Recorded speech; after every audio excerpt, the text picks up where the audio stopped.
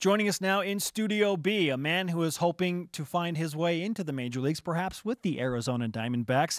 BYU outfielder, two-time All-West Coast Conference performer, Brock Hale. Brock, welcome back to Studio B. Thanks for having me. All right, I'm just going to go ahead and say last year was really dumb. I don't know why you didn't get drafted last year. We watched every stinking round waiting for your name, and we're shocked it didn't happen. I'm still confused. I think it was ridiculous. I'm angry. I'm fired up today, but now you have another opportunity today. Do you feel like this is the year for you?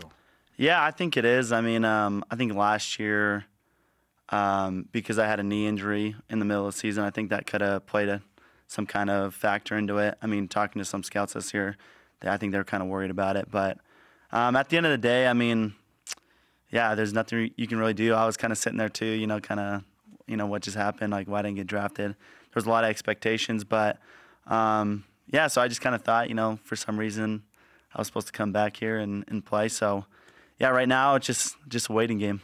Selfishly, I was happy that you came back. Yeah, we're like, this is good for BYU Baseball, bad for Brock. Do you expect to be drafted? Yeah, I think with the numbers that I've put up the last 2 years and, I could say just the tools and stuff, I think, yeah, I think for sure that I can go play at the next level and not just play, but even perform at a high level. And so more than, money issues, I think, like, for me, the biggest thing that I want is just opportunities to move up. So let's talk about your numbers from the last 2 years. You had 395 last year, 342 this year. Were you pleased with the season you put up this year after last year kind of being snubbed in the draft? In aspects, yes. I mean, I was pleased with, 342. You can't really complain about that. Yeah, I was going to say, come on, man, 342 is pretty good. Yeah, but there's always things you look back and you're like, I could have done better, in different aspects. I mean, if you look at it, like, there was a time against, like, Hawaii and, like, Auburn, I think I had, like, a 5-game hitless streak or something. I've already forgotten. Yeah, I mean, but still, you look back and you're like, wow, I get, a couple hits here, a couple hits there, things look different, or, maybe I get a couple hits here, a couple hits there, we get a win. And, a couple more wins, and that could have been the difference for us in making the West Coast Conference tournament. So, yeah, you look at different things, but I mean, as a season, like, hitting 342, I couldn't really complain about that. Didn't everybody have struggles against Auburn pitching? Didn't they produce the #1 overall pick in the Major League Baseball draft or something like that? Yeah, they did, yeah. War Eagles, but I mean, we played a 3-game series, so, Okay, all right. Yeah. I know. You're going to be your toughest critic.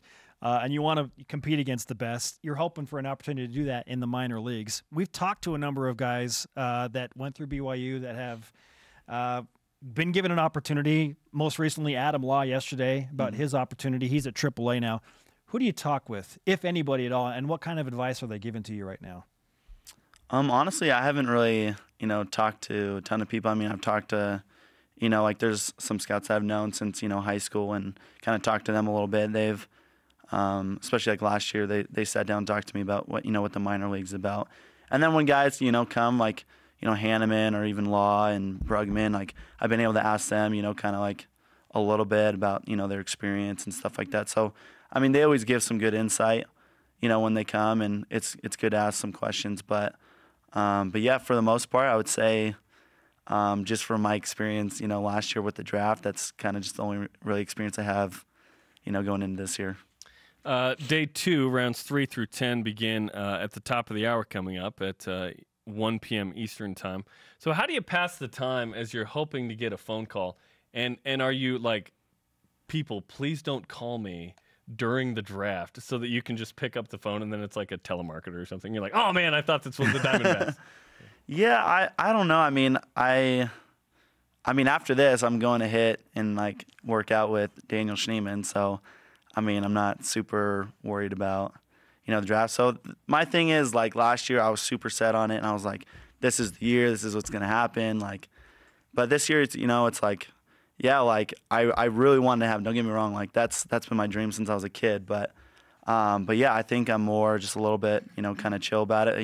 When I get the call, or if I get the call, like, then it happens. Whatever happens, happens. Is your phone on silent, or are you picking up every call you get just in case?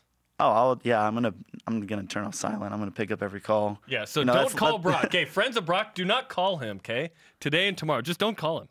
Yeah, I mean, The phone lines need to be clear. Unless you're my wife, you can call me. She can call me. Brock Hale of BYU Baseball with us on BYU Sports Nation. It is Major League Draft time, hoping to hear his name called sometime in the next 2 days. Whether it's round 3 or 40, what I'm gathering from you is you don't care. You just want an opportunity. Do you have any idea of where you think that you'll go, or a team or a round or anything like that? Honestly, I couldn't really tell you. I mean, I think just from the conversations I've had with people, like I just went down to Arizona and did a little like workout with the Astros. So I think if I had picked 3 teams, it was maybe like the Cubs, the Mets, and the Astros. So, but I couldn't really tell you. I mean, I haven't heard anything like, hey, like we want to sign you for this much, or like, hey, we're thinking like this round. So I'm kind of like you guys. I have no idea. I'm just kind of waiting just to see. So, I mean, hopefully, like, top 10 would be cool. But, I mean, realistically, like, 11 through 40, it doesn't matter to me. If you are drafted, will you go? Will you leave and go to the minors? Yeah. I will. Yeah. Okay. Have you prepared yourself for life in the minors? And more importantly, has your wife prepared herself for life in the minors? That's a unique lifestyle, right? Yeah, we're starting right now. She actually took an internship in Arizona. So she's staying with my family. So, yeah, I don't even know the next time I'm going to see my wife. So we'll see. I don't know. This is a crazy time for you, man. Yeah, so yeah, we spent, we got engaged or whatever. We're together for 2 months, and then I went to summer ball, so we kind of got a taste of that. But she's always been super supportive. She wants me to follow my dream and stuff, and so yeah, we're pretty excited about the future and whatever it holds.